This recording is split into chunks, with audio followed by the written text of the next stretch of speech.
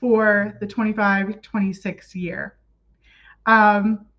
So just as a quick heads up, this meeting is being recorded. So if for any reason you don't want to be recorded, now is the time to drop. We do post these calls though onto our YouTube channel post session. So you can always review the materials right after if you don't want to be recorded. But very excited to get going. And we do have a few ground rules that we have to lay out first before we dive into the content for today. So the first is no self-promotion or pitching of any kind is allowed at champion office hours or Workfront user groups. We also ask that you don't contact people outside of this meeting without their consent. And if any members share a use case in the meeting, please don't share that information without their consent. And just to stay connected with our chapter, we are providing the link. We'll also drop this link into the chat, but would love for you to sign up for our chapter so that you receive all the news and the updates for upcoming sessions in the next champion year. And then you'll get all the email notifications and also a link to this recording after we've wrapped up. So with that said, now it's time for the fun part. So today's session is the Workfront Admins Automation Playbook. So I'm joined here by Kaylee and Kimberly, and the three of us are going to be presenting on the topic. So I'll just do my introduction first. I'm Victoria Sellers. I work at Accenture as a Workfront consultant. Have been doing all things Workfront for about 8 years now, part of the Champion and Community Advisor programs, and based in the Philadelphia suburbs. And I'll throw it over to my co-Philly suburbs with Kaylee. Yes. Hi, everybody. My name is Kaylee, also in the Philly suburbs with Victoria. Also am a coworker to Victoria. I work at Accenture as a Adobe Workfront consultant. And we, fun fact, actually used to be coworkers at our old job too. So just goes to show how great the Workfront network really is. And I'm also part of the Champion program, and I am a co-lead for the Philly WUG. So shameless self-promo for Philly WUG. Come join us. We're really fun and do a lot of other presentations like this throughout the year. I'll pass off to Kimberly. Hello, I'm located in Rhode Island, and I've been with Schneider Electric now for about 18 years, and we've been using a version of Workfront. I think it was before it was at Task and then Workfront for the last about 17 years now, and just wrapping up our first year of Champions program, getting to work very closely with Victoria and Kaylee and enjoying it this year. So I'm excited to show you some of our lessons here. Kimberly always wins for one of the longest Workfront users. Any room we're in. It's been a while. Love it. All right. So we'll kick things off. Throw it over to you, Kaylee. All right. So first automation we're going to run through is converting a request to a program. I know this was highly sought after for this group, so hopefully I do the topic justice. But yeah, so today we're going to run through how to convert a request to a program and then create asset projects off of that are going to live within that program. So we'll step through exactly how to convert the request to a program using Fusion, and then how to create those spin-off asset projects within the program, and then also how to create projects using a mapping table. All right, so first things first, we'll have our intake form. So on our intake form, we're going to need to make sure that we do have a field for our portfolio, because when our program gets created, we're going to need to know where to put that program and what portfolio it needs to go on. So this is a field that will get passed over to Fusion when we run our automation. And then also within that same intake form, we're going to have a field to capture all of the different asset projects that want to get created. So a long list here. And for this demo, we have 3 different assets that we're going to create those spin-off projects for. And then here is creating a mapping table within Workfront. So I know a bunch of you on the call have probably been on other Fusion calls or have hands-on Fusion experience where the mapping table is actually a data store in Fusion. But because today's session is really focused around the Workfront admins playbook for Fusion, we wanted to show this other use case of how you can actually create that mapping table in Workfront using a project and then issues that live within the project. So it's more manageable for a Workfront admin or even a group admin to be able to add items, remove items, keep this up to date if templates change, and you don't always need to have Fusion access or have to wait on your Fusion admin to go ahead and make changes in a data store in Fusion. So what you're seeing here is just some screenshots of that project. And there's actually issues in here. So we're just going to use the issues as items for Fusion to search. And you can see the line items in here are just noting what that asset type is. And then if that asset type's what's selected, what template to map it to, and then also the template ID. And that's really just being stored at the custom form level on those issues.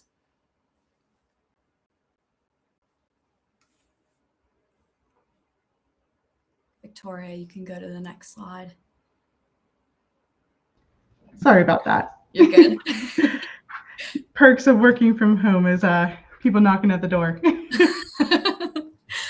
All right, so this is just a quick screen grab of the whole scenario in full, and then in the following slides, we'll actually go through each of these modules in a little bit more detail, but just at the high level, we're gonna watch for that new request to get submitted, then first create that program. And then from there, we're going to run through, you can kind of see this aggregator row, and it's going to run through each of those assets we picked to create the request. All right, so on that first module for our webhook, we're going to set up a new webhook to watch for those new requests. So really here, just looking for those requests that fall under our specific project ID, so whatever that queue project is for you. And then we will create that program. So we're going to have that create a record module in here, and it's just going to pull the name from our request form and then also link it to that portfolio that we have listed in that custom form field from our intake request form. And then on here, this is when we're going to start to search that template mapping table that we built out in Workfront. So on here, it's going to be a search module, and it's actually going to search for issues because, again, if you remember, each of those line items in the template mapping table is an issue. So it's going to search for the issues and the custom form that lives on the issues. And then in our search criteria, we're just going to note the project ID that it relates to. So the project of that mapping table that we built out in Workfront. And then we're just going to output those fields from the issues. So again, the template ID and the template name. And then we're just going to add a filter. Filters are always great to have in Fusion just to make sure you don't have garbage running through and causing errors in your scenario. So we're just going to have a little filter on here to make sure that the template actually exists. So if we have a new asset run through, we're just going to confirm that that asset is also an asset that's listed in our mapping table and that the template ID does exist.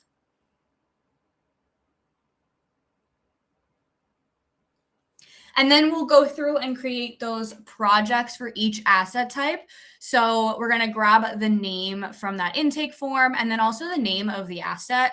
We're going to link it to the program ID that we created in our earlier module. And then we're going to pull that template ID that we have stored on that custom field that lives in our mapping table.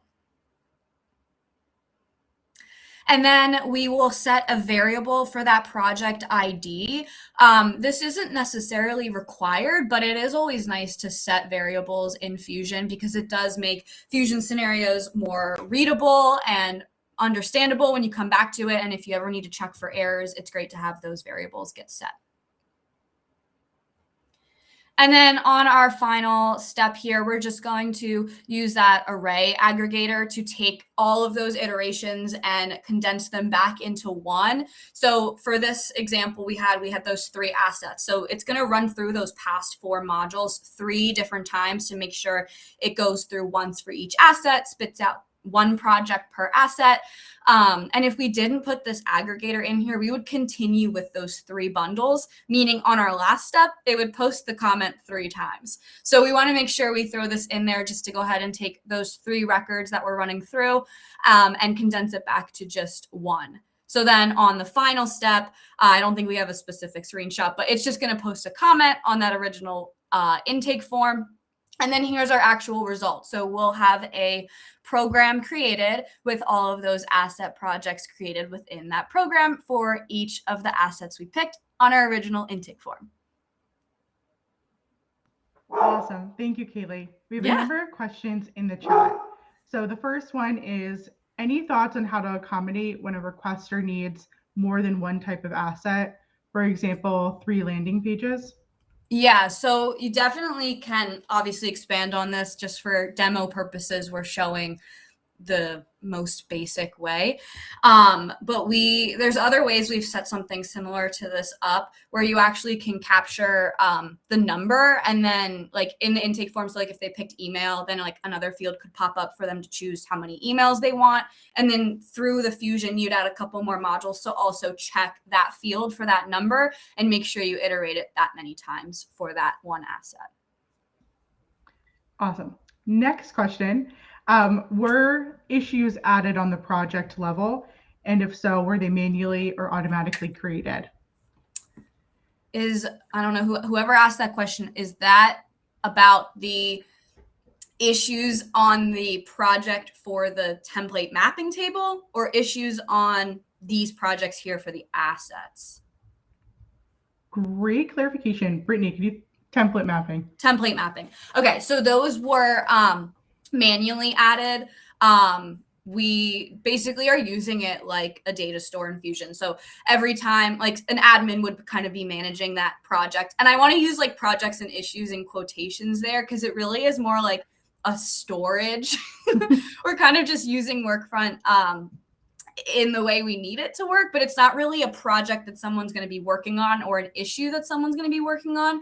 It's more of an admin level storage project, I'll say. So those are manually added and controlled by the admin or group admin for each item for the assets. Yeah, Mark put a great comment in chat. A lot of times we can hear them called control projects, container projects, storage projects. Mm-hmm. Depends on how your organization wants to categorize them as like a not day-to-day project. Few more questions here, Kaylee. Yeah. On deliverable projects that are created by Fusion within the program, if each deliverable needs their own metadata collected from the requester, what's best practice for collecting it? Yeah, that's a good question.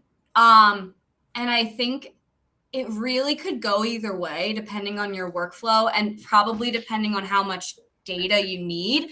If it's like a couple extra fields, you could always add them on that intake form. So, you know, if they select email, maybe there's like 2 or 3 extra fields that pop up. If you have like an entire asset brief that needs completed for each of those assets, I would put a separate form on each of these project levels and then have the workflow go where the user would then come into these projects and then fill out, maybe it's like the first task of the project, fill out the project details for each individual asset. So again, it kind of depends on how deep you need to go with it, but either one could work. Definitely a lot of options there. Probably depends on like Kaylee said, how your organization works with the briefs.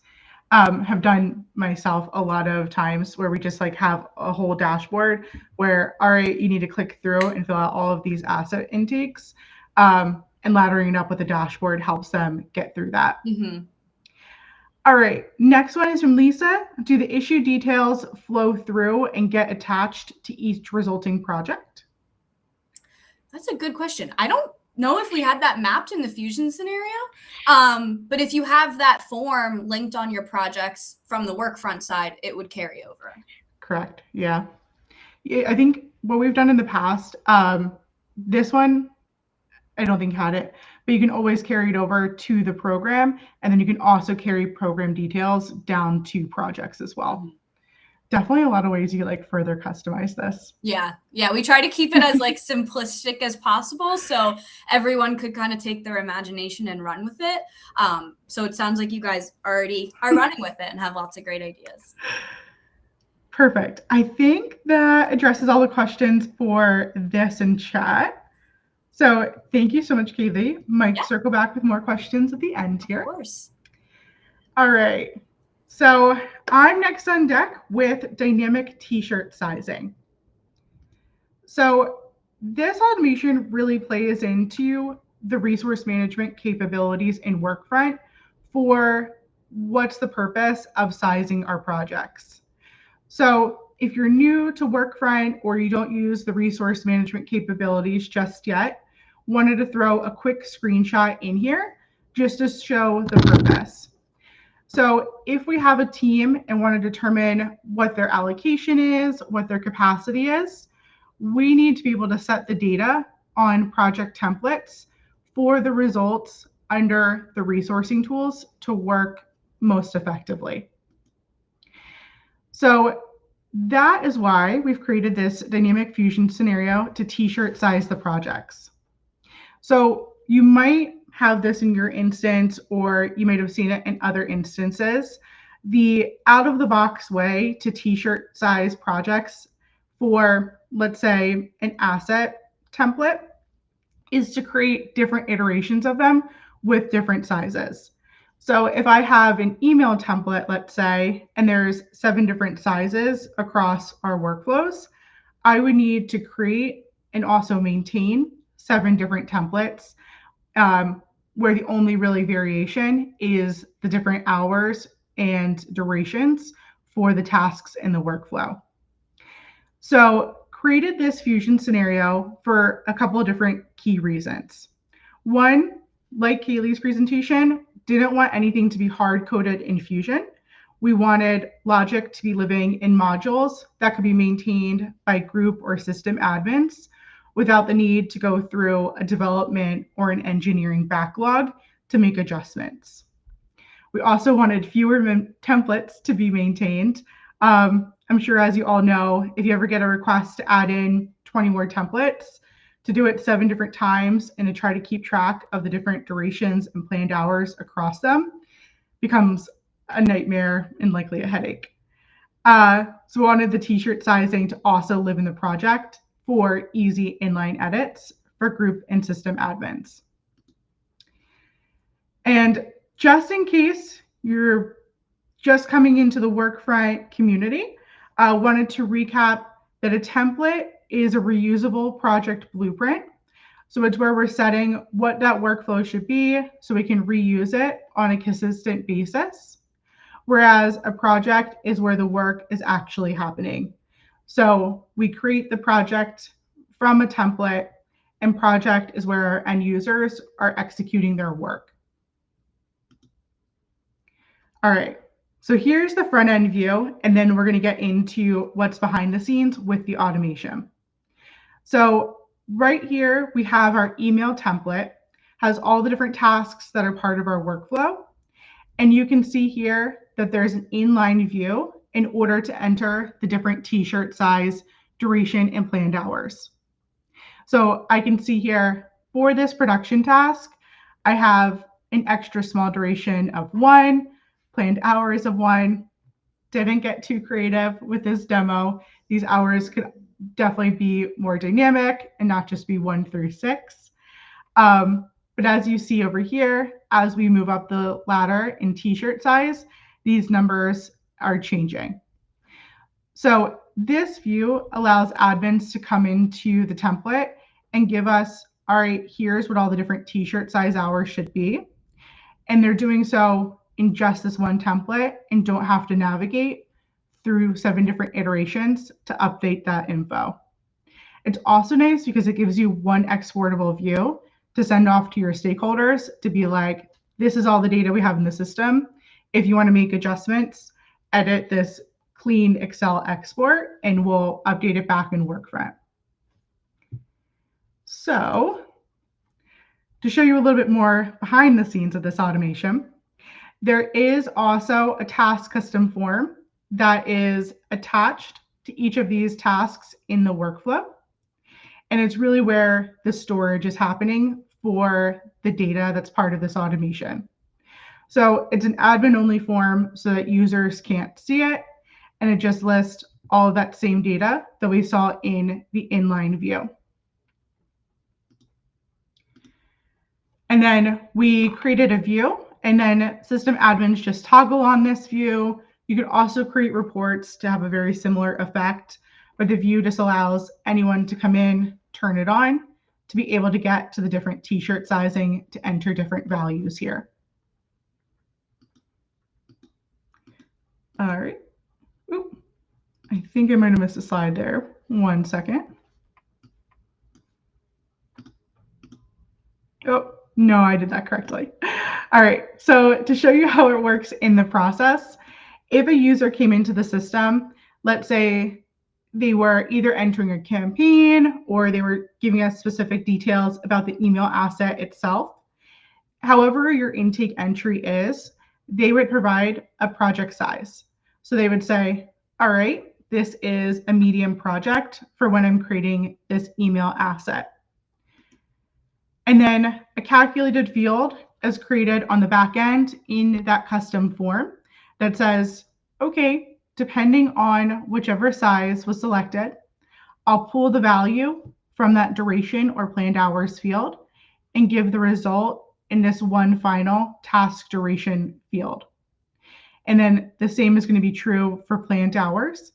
And this is nice because it gives us one value for Fusion to pick up, but we're managing a lot of the logic on the front end in Workfront, and it's not as hard-coded within Fusion. So then, just to show you a little sneak peek behind the scenes of what Fusion has. So we're searching for tasks with that task automation custom form, and then we just have a quick update module that says, let's update the duration and planned hours for this task. We plug in those calculated fields that we just created for duration and planned hours. And then once this automation runs, we have a t-shirt size project. So you can see here, I selected it as a medium. In my data table within that template, everything was marked 2 days, 2 hours for medium. And all of the duration and planned hours are now updated. One note too, if you're doing this at home, one does need to be entered in the native duration and planned hours field. Just a quirk of Workfront, it won't overwrite with the actual data unless one is entered in both of these fields. One of our fun Workfront quirks to note down. All right, I'm just going to check the chat really quick before moving on to the next one to see if there's any questions. And Lisa had a question. Does that task custom form need to be on every task? Needs to be on every task that you want to size. Doesn't necessarily need to be across the board if you're not t-shirt sizing, but if you're t-shirt sizing, would need to be added. And there's a few things you can like bulk apply it. You can set on the template, always add this custom form. So there's a few nice ways just to make sure that every task that should have it has it. Beyond adding hours to increase t-shirt size, how would you increase duration iterations? Beyond adding hours, increase. So the same could be said for duration. This approach is probably better suited though for like a waterfall project. Iterations might get more complicated, but you could probably take very similar concepts and spin it off for your own ways of working there. All right, and then Justin said, do you need to say the number 1 needs to be entered in duration and planned hours? Yes, 1 just needs to be added in the duration column, in the planned hour column, the native ones. Fusion will overwrite that with the custom t-shirt sizing, but in order to get the automation to work, you just need to enter 1 in the native fields there. All right, and then Christina said, That is the assumption that the same tasks are used for each size. It is the assumption that the same tasks are used for each size, but this next automation will go into customizing the automation further for tasks that aren't needed in your workflow. All right, so to go to the next automation here, we have task deletion.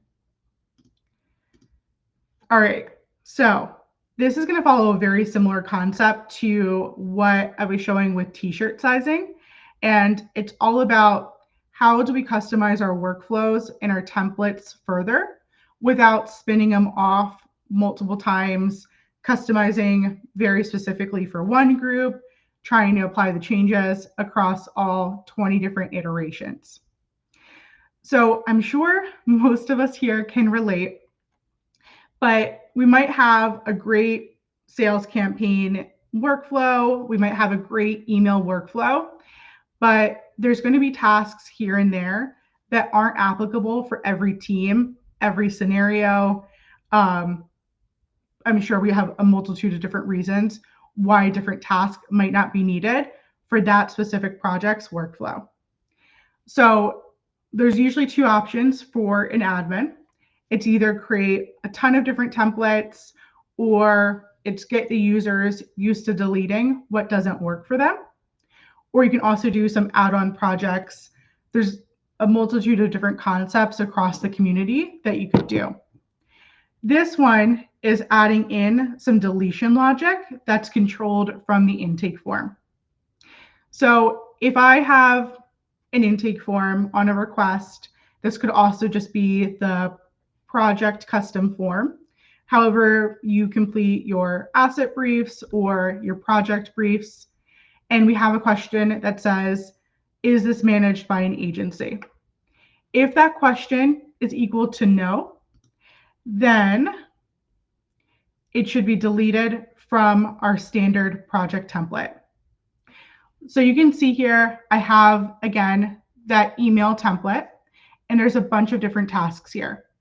So the intake form had a question managed by agency. And in the email template, we have an agency coordination task. So if the answer in the intake form is no, this isn't managed by agency, then we have a scenario that runs that says when this project is created, you could do a ton of different ways for this trigger. It could be like after a certain form is saved, after a certain button's clicked, you name it. But after that trigger point is happened, it deletes out this task because the intake form value was set to no. So there's a few different ways that you can also set this logic. A lot of this logic can either be done by very simple questions on the intake form, like this managed by agency with a radio button. Or you can also do it based on the results of calculated fields if you need more dynamic logic to determine the deletion criteria. But at the heart of it, we're also using a very similar concept that we want group admins and system admins to be able to control this. So once again, we created an inline view that allows us to write what the deletion field is and the deletion value. So once this runs, we can see that this task is deleted. And that's because in the intake form, we said no agency. And then in the template, we said, all right, delete it if that answer is no. And then we have a customized project, and it's a little bit more flexible and dynamic. And we don't necessarily have to rely on users deleting the tasks when they aren't necessary. And that's definitely a good approach. I think this really comes into play when you have data quality controls that you need to make sure are happening. So you can't necessarily rely on users to delete the tasks because you need to show certain metrics as part of your workflows. So it really guarantees that process happened. All right. So just to take a deeper dive into the Fusion modules here. So we have a determine task deletion. And that is just a statement that says, all right, if the deletion field that custom form field matches something in the intake form, and then the deletion value matches something in the intake form or calculated fields on the intake form. It sets it to be true. We then have a quick filter that just says, confirm this task should be deleted. And then we have a module to delete that task as part of the workflow. All right, so that wraps up task deletion. I see here there are a few questions in the chat. Kaylee, anything that might gone unanswered? Yeah, there's one. I'm just like thinking on it as I was reading it. Justin asked for t-shirt sizing and dynamic task deletion. Does this only work when a request is converting to a project, or could it also work when using the request program multiple projects method that I showed? Great question. They can feed off of the automation that Kaylee showed as well. You just need to choose a different trigger point. When I've done this in the past and we've had the request converted to a program with asset projects, we've had to have the teams come back in and fill out more extensive asset briefs. So then we had a question like ready for automation or apply changes at the end. And that was the trigger point to run both task deletion and task dynamic sizing. So different options there. You can definitely choose different trigger points, and they can all play off of each other as well. All right, I'll check through the chat too, but I'm going to turn it over to Kimberly now for project status. Hello. So I'm going to be going through one of the challenges that we solved, I think it was about 2 years ago now, updating our project status based off of the task changes. So if you want to move forward one slide. All right, so the challenge that was brought to me was our individual contributors or our task-based users, they're going in and completing out tasks, but the project status wasn't changing based off of that. So we could be a few tasks down and our project managers were going in and they were having to manually go through and see where they were in the timeline and update the project status for us automatically or go through there manually. Our reporting was very inaccurate, and we report on how long a project is in each status. So if it's not updated as the project status is being updated as soon as the task is, then there's a huge delay in that information. Our key reporting for our users, it shows, and for our traffic coordinators to know where projects are, is what status is that project in. And we need to make sure that it is up to date and accurate with what's happening here. And it doesn't take an extra user to go in and do this. We do show here on all of our projects, we allocate each one of these statuses as a studio status or a business status. And we want to track how long the project is in each one of those statuses to show, hey, this actually wasn't us. We were waiting for your review. And you might even notice we have some in here called delay with stakeholder. We're calling it out that the delay now is with you. It went from with stakeholder to you missed your deadline, and it moves it through automatically. So how do we do that? So if we move to the next slide. The solution that we implemented was we were already using templates for everything, and we had milestones on every one of our templates.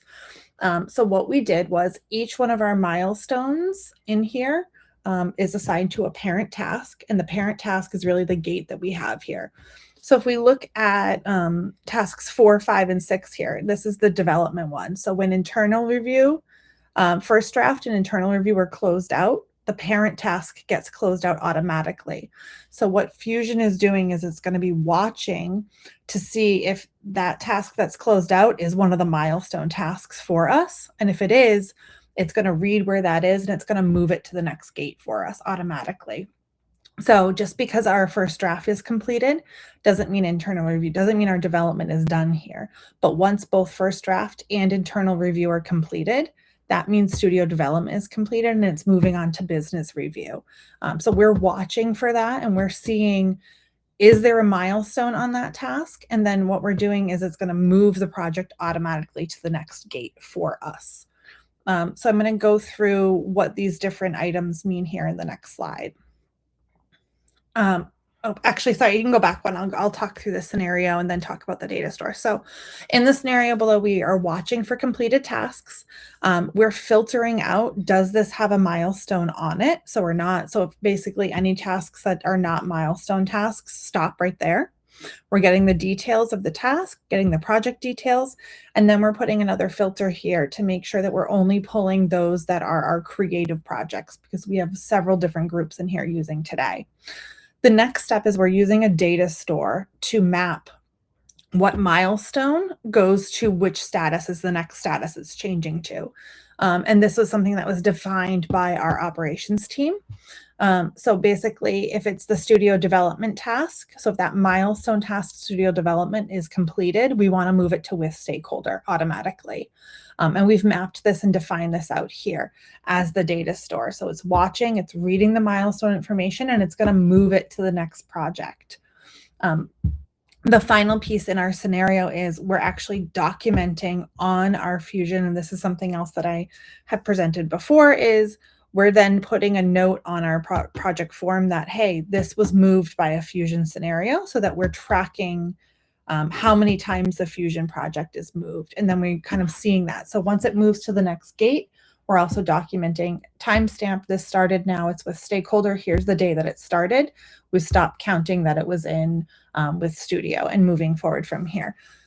All we're asking now is that our individual contributors, our designers, our writers, our producers, they're going through and they're just closing out their tasks in a timely manner. And with that, the project status is up to date automatically for us. And it's very helpful. I don't see any questions in here on this. I love that you're tracking the time between gates, though, because I think that's such a critical metric to have. We are tracking how much time the project is in every single status. So we can say we were in amends in progress. So we had feedback come back and we had to go through and make amends.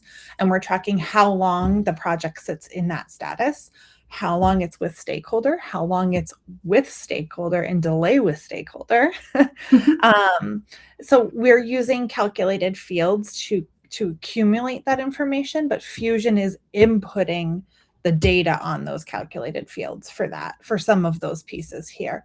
So every time Fusion touches it, this is a calculated field. We're watching the calculated field. And then every time Fusion touches the project, we're also putting a field on there that's telling us Fusion touched this project all the way across the board here. So Gerald asked about how are you tracking that Fusion moves the status? We're not specifically tracking that. We do have a service account user account in here that is a Fusion account. So it's not an individual that's going in here. It is a service account that we do this by. So I can pull a report and say, show me all the touch points that this service account did, and I can see everything that they're doing in the system. It's really important that you don't tie your automations to a specific user if you cannot, because people change, people leave companies, they move along. So you want to make sure you have a service account running some of these automation fields here as well. Awesome. Oh, one more question came in. How are you accounting for the time it moves? Curious what it looks like once it moved several times. So it'll go back and forth. We actually have a calculated field that shows the latest timestamp and then the total timestamp. So it does go back and forth to with stakeholder multiple times, and it captures the latest one, and then it has the total time for the whole project within here. That was a good question and great setup. Yeah. So we basically have on all of our projects this cycle time custom form that only the admins see. And it just kind of runs on the back end, and it's on every single project. And it has a ton of these calculated data fields that we're populating automatically. Some is how long is it in each one of these statuses. Some is how many times has Fusion touched this project, or one of the big ones, which is difficult sometimes, is, entry to completion. So just because it was entered doesn't mean it started to do the plan start to plan completion. It's when was it entered versus when did it actually get completed. We kind of build all those calculated fields, and they all live on this kind of cycle time custom form that we have.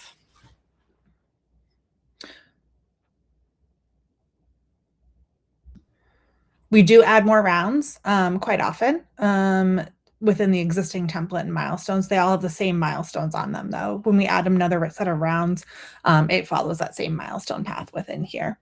So I'm just going to go through the recalculated timelines on predecessors here as well. So we use portfolios and programs quite heavily.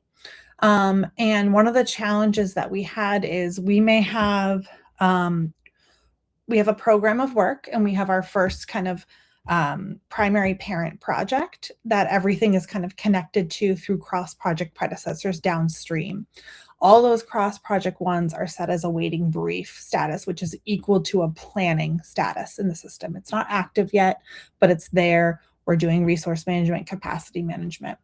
The challenge we had is if that parent project starts to slip time, the children projects that are downstream with the cross-project predecessors don't recalculate automatically because they're not an active current project in the system. So it's a manual recalculation to kind of see when they're going to do. So if project A needs to finish for projects B, C, and D to start, and project A is delayed by 2 weeks, project B, C, and D, theirs not moving because they're in a planning status. And it's a manual recalculation, which then affects our capacity planning. When we dug into this, it says project timelines. It's really only for those that are in a current status. So it's really difficult for that. So we kind of looked at how are we going to do this? How are we going to make sure that it's that they don't have to go in and manually recalculate these? So I did a little digging, and the solution that we found on the next slide. So we ran, so this, I guess this is the key requirements for this to work. We have everything set up with a cross-project predecessor link. So you can see here, we have in the bottom left, our key visual project. It's in brief and delay, which means we didn't get it briefed in time. All the others are awaiting brief. You can see the cross-project predecessors. Our first task is called brief due for that child project. And you can see it has the cross-project predecessor. So standard templates, standard timelines, and the cross-project predecessors for this are very important. So the solution that we came up with on the next slide is we are running a recalculation timeline for anything that's in a planning status. It's searching for all projects, and we do this by each region just from us. It's running at 6 a.m. local time. So when they come online around 8 or 7 to 8 a.m., it's accurate for them from resource management. We're doing a search if that first task in the timeline has a cross-project predecessor associated with it. We're then recalculating the entire project. We're very consistent with our naming convention. Everything is templatized, so the first task is always going to be called brief due. And then we are linking that cross-project predecessors. We're also then not only just changing that first task, we're updating the project plan start date as well, because that impacts some of our other automations within here. And you can see this, we talked about earlier, our service account. Our Creative Studios Fusion automation is our service account within here. And you can see that it's actually updating, and it's going through every day at 6 a.m. It's doing that recalculation to check. And the way that it gets out of this is when it gets moved from a planning status to current, it's no longer needing to be. It just follows the regular daily recalculation within here. This has helped tremendously, making sure that in the workload balancer, if the parent project has slipped, then the children projects are slipping as well, which means we need to reflect that for the resources and make sure that the dates are accurate within here. It seems very minor to just go in and click recalculate timeline, but it's every time you can do some of these little things. It's 5 minutes here, 5 minutes there for some of the users. And this has helped. We did one for each region to make sure that our capacity planner is up to date for those that are not current projects just yet.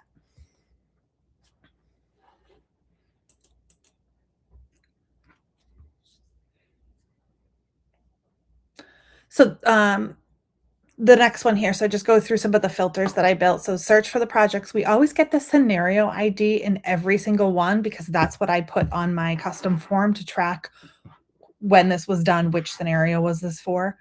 So I can start to report on how many times each one of these goes through. And then we go through, we do the recalculate timeline. So this is the object that we used within here. It's a miscellaneous actions to recalculate your timelines of that existing project. And then we did the filter to make sure that we're pulling just from that brief due task within here. Do project owners get upset that timelines move on them? Sometimes, but it moves because they missed their other deadline. So we do have some other automations that we run that if their brief isn't in time, we actually auto close their project. We got to move on.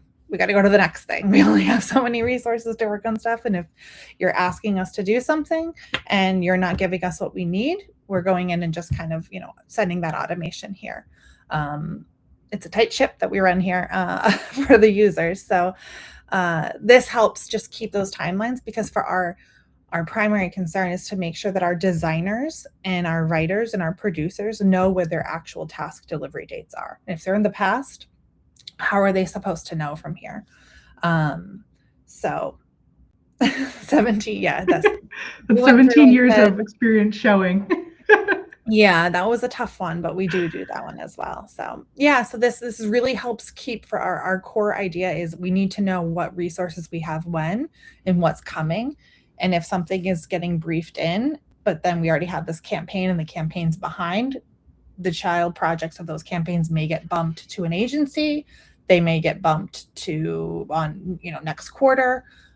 We can only fit so many resources in, or so much work against our resources here. We can't without having a cost associated with it or pushing out a timeline. One more question for you, Kimberly. Carol asked, when the scenario updates the project start date, is it just moving from a past start date to today? So when the project start date gets updated here, so that second to last one, it's updating whatever that brief, it's gathering whatever that brief due task is, that first task in the project. We're updating it to reflect that. The reason for that is because we have another automation set up that reminds them when their brief is due. So if this project has slipped out 3 weeks, we send out another reminder 2 weeks before that says, hey, your brief is due. Please remind you that this is the date and that's based off of the project start date. So it goes to whatever that first task is, that brief due task, and that brief due task updates based off of the predecessor. So if the predecessor is slipped out by 5 days, the brief due moves out 5 days, which means the project moves out 5 days.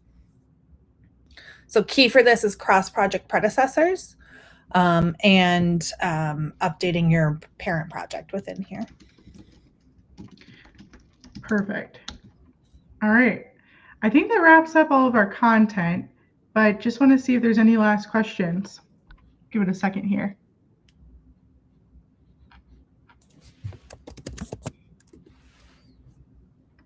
All right. Oh, we're getting some. Rohitesh asked, have you applied logic to accommodate any changes in timelines due to an issue beyond the control of the project team, death in the family, missing due to task in the project? And also, how do you have others fill in the gap? So we don't, I think that one's to me for the timeline one here. So that's what our traffic manager will go in, and she'll just use the workload balancer and she'll swap tasks to a resource. She might even do it because if the project slips 5 days and somebody's on PTO, she'll just go in and use that swap in the workload balancer and swap all their tasks on the project. Or maybe they moved it 5 days and they have another campaign that they're working on that takes priority and it's a level 1 campaign. You might get reassigned to a different designer at that point as well, or swap it around. So that's what they're constantly doing. And they're constantly using the workload balancer to see what work is assigned and what availability those users have in their resource group. Perfect. One more question from Lisa. Can you explain more on the parent project versus child project approach?